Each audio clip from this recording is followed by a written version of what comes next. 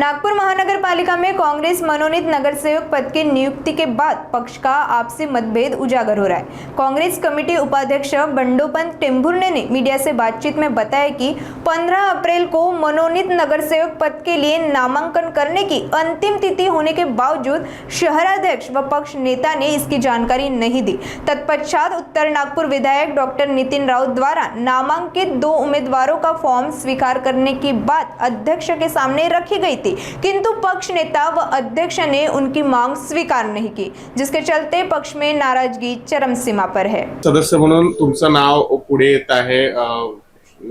नितीन राऊतांनी तुमचं नाव पुढे करण्यात आलं आहे, मात्र कोटेजा यांचं एका गटाने नाव पुढे करण्यात आलं आणि त्यांनी हार तुरे घालून त्याचं स्वागतही करण्यात आलं आहे। या विषयावर तुमचं काय म्हणणं आहे? नेमकं हे प्रकरण काय आहे? काल मनोनीत सदस्यांसाठी फॉर्म भरण्याची शेवटची तारीख होती 11 ते 3 पर्यंत। आम्हाला याच्याबद्दलची कल्पना कोणीही शहराच्या अध्यक्षांनी किंवा पक्षनेत्यांनी दिली नव्हती आणि ऐनवेळी 11 वाजेपासून आम्ही जेव्हा तयारी केली फॉर्म भरण्याची, तेव्हा अध्यक्षांशी आम्ही बोललो की आमच्या उत्तर नागपुरातून आम्ही 2 कॅन्डिडेट्स नितीन राऊत साहेबांनी दिलेले आहेत आणि त्यांचा फॉर्म एक्सेप्ट करावा, परंतु अध्यक्षांनी आणि पक्षनेत्यांनी अगोदरच 2 उमेदवार त्यांचे पुत्र केतन ठाकरे आणि मध्य नागपूरमधून प्रदेशला महासचिव असलेले अतुल कोटेचा यांचे फॉर्म अगोदरच सबमिट केले। आम्हाला अविश्वास अंधारात ठेवला आम्हाला आणि त्यांच्यावर आम्ही विश्वास करून थांबलो होतो की त्यांनी एक नाव सन्माननीय आमदार डॉक्टर नितीन राऊत साहेबांचं घ्यावं। 2च आमदार नागपूर शहरात आहेत आणि अगोदर प्रदेश अध्यक्षांनी सांगितलं होतं की दोन्ही आमदार यांना विश्वासातून घेऊन करावं, परंतु शहरामध्ये तसं काही घडलं नाही आणि त्यामुळे हा घोळ झाला। अनेक लोक आजही नाराज आहेत, पक्ष सोडतायत। कमलेश समर्थ प्रदेशचे सचिव होते, त्यांनी पक्ष सोडला आहे। अनेक लोक माझ्या संपर्कात सकाळपासून त्रास देतात आम्हाला की हे कसं झालं। तर नागपूर शहरात हे नेहमी घडतं, एकाच गटाचं वर्चस्व, एकाच हातात सत्ता घेण्याचा प्रयत्न असतो आणि बाकी इतरला डावलण्यात येते आणि दलित म्हणून मुद्दाम डावलण्यात येते असा माझा समज आहे।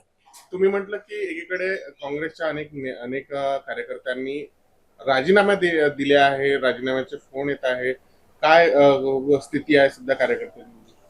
कार्यकर्ते संभ्रमात आहेत, कारण त्यांची अशी न्याय होत नाही। तिकीट असो, कॉर्पोरेशनचे तिकीट असो की बाकीच्या वेळेस असो, पद असतील, महाराष्ट्र प्रदेशचे असतील, शहराचे असतील, अशा वेळेस चांगल्या कार्यकर्त्यांना डावलण्यात येते आणि जे आपल्या मागे पुढे फिरतात त्यांना पद देण्यात येतात। तर त्यामुळे काँग्रेसची स्थिती या नागपूर शहरात अशी झालेली आहे असं मला वाटते। तर याच प्रकरणावरून नितीन राऊत यांनी जे आहे राजीनामा देऊ असं म्हटलंय।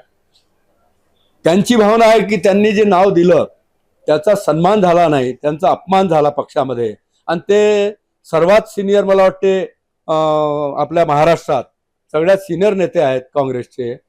उत्तर नागपूरमध्ये त्यांनी काँग्रेसला टिकवून ठेवलं, तर त्यांचं जे दुखणं आहे ते बरोबर आहे, त्यांना ते जिव्हाळी लागलं आणि त्यांनी राजीनामा देण्याचं ठरवलं। त्यांचे नगरसेवक सुद्धा त्यांना सुद्धा ते राजीनामा देण्याचं आता ते करतील आणि मी सुद्धा त्यांनी मला तिकीट देण्यासाठी माझं जे नाव पुढे केलं। मी 47 वर्षापासून काँग्रेस पक्षामध्ये काम करतोय, म्हणून त्यांनी वरिष्ठता पाहून त्यांनी माझं नाव सुचवलं होतं, परंतु त्याच्याकडे दुर्लक्ष करून माझ्यावर अन्याय करण्यात आला, त्यांच्यावरही म्हणजे विश्वासघात करण्यात आला।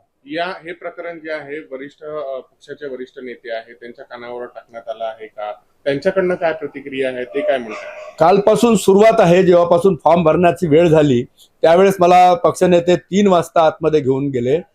कमिशनर साहेबांनी म्हटलं की आता वेळ संपली, त्याच्या अगोदरच 2 फॉर्म सबमिट झाले होते, त्याच्यामुळे कमिशनर साहेबांनी म्हटलं की 2 फॉर्मपेक्षा मला जास्त काही घेता येत नाही नियमाप्रमाणे आणि म्हणून अनेक लोकांचे त्याच वेळेस फोन आले। रणजित कांबळे जे महानगरपालिकेसाठी आमच्या इथले प्रभारी आहेत, त्यांचा सुद्धा फोन आला की टेम्भुर्ने साहेब आम्ही तुमच्याकडून पाठवलं होतं, परंतु ते आता असा घोळ झालेला आहे। आता नियमामध्ये मला माहित नाही की ते राजीनामा देतात की काय आणि माझ्यासाठी जागा रिकामी करतात काय। डॉक्टर नितीन राऊत साहेबांनी मोठ्या सर्व नेत्यांशी चर्चा केलेली आहे। मलाही 2-3 लोकांनी सांगितलं की आपण स्थिर राहा, आपण काहीतरी याच्यातून मार्ग काढू।